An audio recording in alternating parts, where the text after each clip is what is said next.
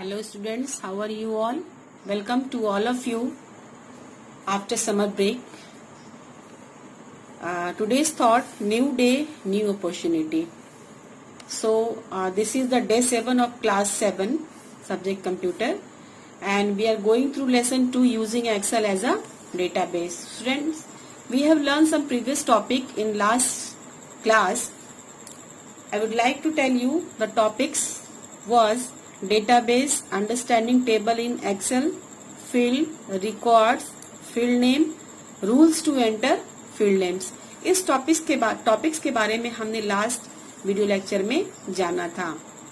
So today we will learn some new topics in this video lecture. Our new topic is using a form to enter data. हम form को कैसे use करते हैं data enter करने के लिए. सबसे पहले हम जानेंगे कि what is a form. Form क्या है. सबसे पहले हम इसके बारे में जानेंगे कि फॉर्म क्या होता है. A form is a window और स्क्रीन. फॉर्म क्या है. एक ऐसा विंडो या स्क्रीन है दैट कंटेन्स न्यूमरस फील्ड, जिसमें बहुत सारे न्यूमरस फील्ड होते हैं, या आप उसको स्पेस भी कह सकते हैं. To enter, modify and view one record at a time. जिस डेटाबेस में से किसी भी रिकॉर्ड को एक बार में हम देख सकते हैं, मॉडिफाई कर सकते हैं, या उसको डेटा एंटर कर सकते हैं. वह एक ऐसा विंडो या स्क्रीन होता है. नेक्स्ट हमारा फॉर्म के बारे में हम जानेंगे कि each field holds a field name. हर एक फील्ड जो होता है उसका एक अपना फील्ड नेम होता है. So that any user who views the form और एंटर डेटा इन इट, जो भी यूजर उस फॉर्म में डेटा एंटर कर रहा है, gets an idea of its content, ताकि आप यूजर को ये आइडिया मिल जाए कि इस फॉर्म में किसी भी फील्ड में हम क्या डेटा एंटर करेंगे. फॉर एग्जाम्पल मैं आपको बताऊंगी.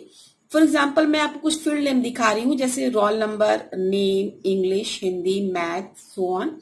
इसमें हमारे पास ये फील्ड नेम है. तो डेटा एंटर करते समय यूजर जब आप फील्ड नेम देखता है तो उसे पता चल जाता है कि हमें इसमें किस टाइप के डेटा को फिल करना है. जैसे रोल नंबर फील्ड में हमें रोल नंबर एंटर करना है. नेम फील्ड में हमें कैंडिडेट्स के नेम लिखने हैं. इंग्लिश में हमें इंग्लिश के मार्क्स लिखने हैं. हिंदी में हमें हिंदी के मार्क्स लिखने हैं. और मैथ फील्ड में हमें मैथ के मार्क्स लिखने हैं. तो हमें एक आइडिया मिल जाता है यूजर को कि इस फील्ड नेम में किस तरह का डेटा एंटर होगा.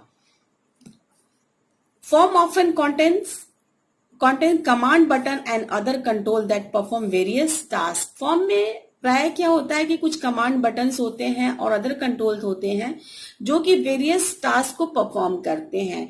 When we enter information into a form, जब भी हम किसी भी फॉर्म में इंफॉर्मेशन एंटर करते हैं या डेटा एंटर करते हैं, तो the data gets saved directly to the database. उस डेटाबेस में डेटाबेस के उस फॉर्म में डेटा क्या होता है, डायरेक्टली सेव्ड हो जाता है.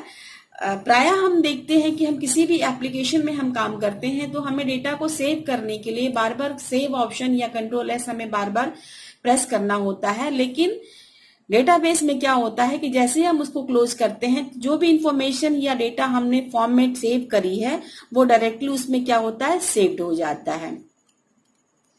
As per the Excel 2016 form option is hidden.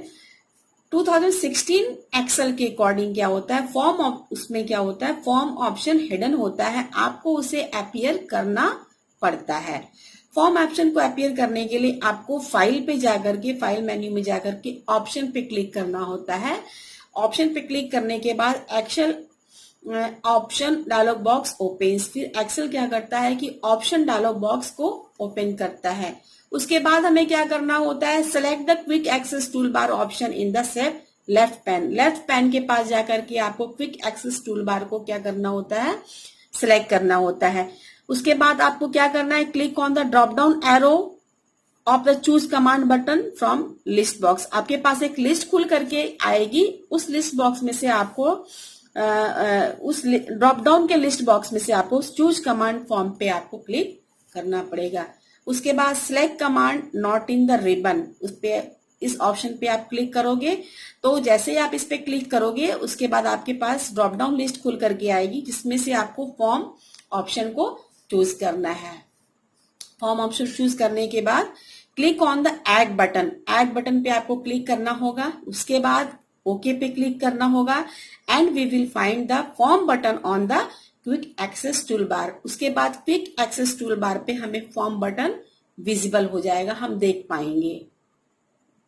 और next topic is rules to enter field names. किसी भी फील्ड नेम को एंटर करने के लिए क्या क्या रूल्स होते हैं। First rule is field name should be placed in the separate cell. हर एक फील्ड नेम जो होता है वो सेपरेट सेल में लिखा जाता है या रखा जाता है। एक सेल में दो फील्ड नेम नहीं हो सकते हैं। दूसरा इसका जो रूल है that is field name should be unique. Field name को हमेशा यूनिक होना चाहिए, कोई भी एक फील्ड नेम दूसरे फील्ड नेम से मैच करता हुआ नहीं होना चाहिए। Our next topic is adding new record in a form. किसी भी फॉर्म में हम एक नया रिकॉर्ड किस तरह से ऐड कर सकते हैं। Using the data form we can add a new record in the database.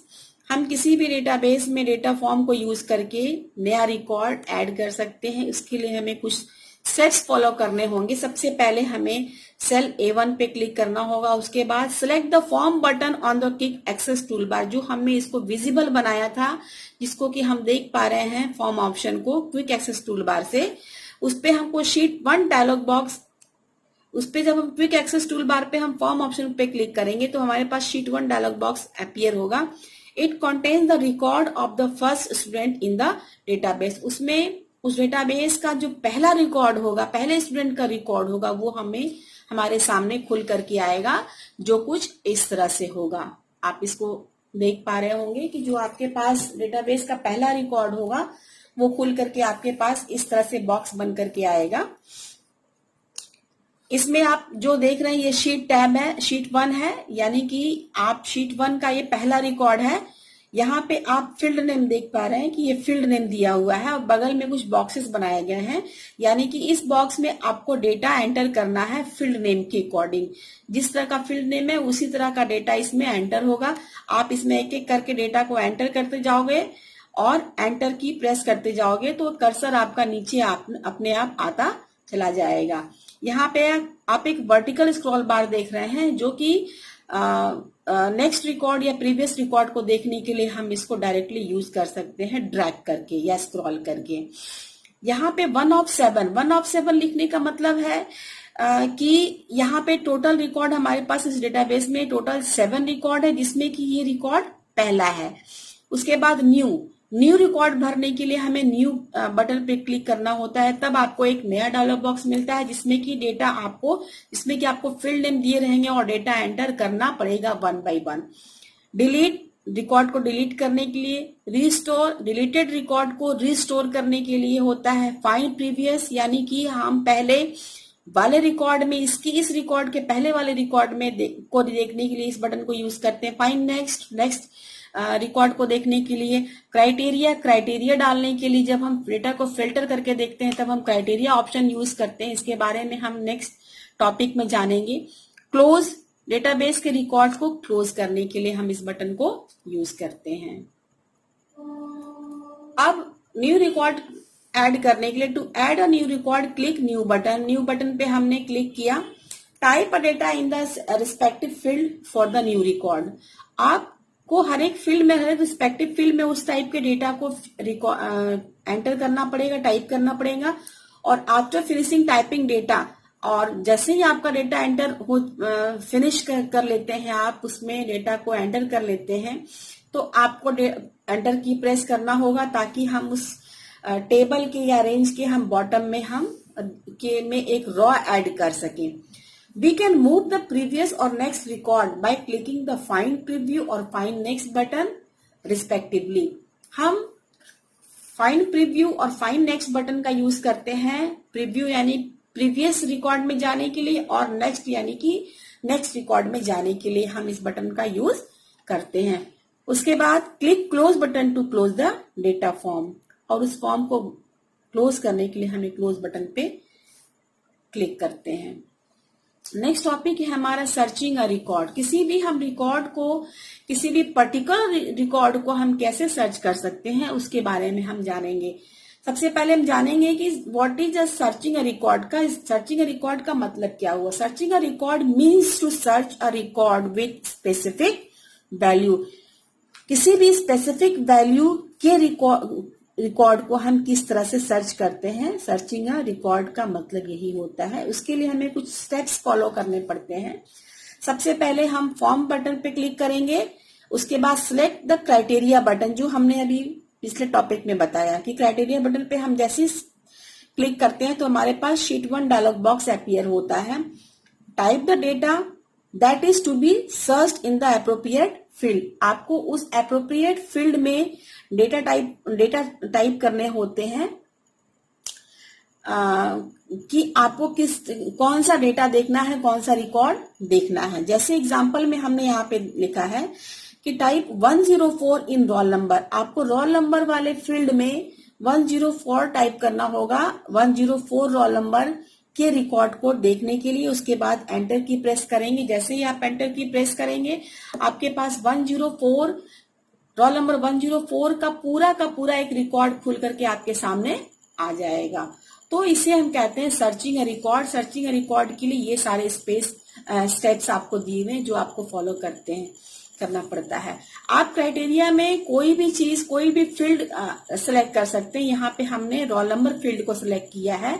आप बाय नेम, बाय सब्जेक्ट या किसी भी और क्राइटेरिया को, किसी भी और फील्ड को आप चूज कर सकते हैं।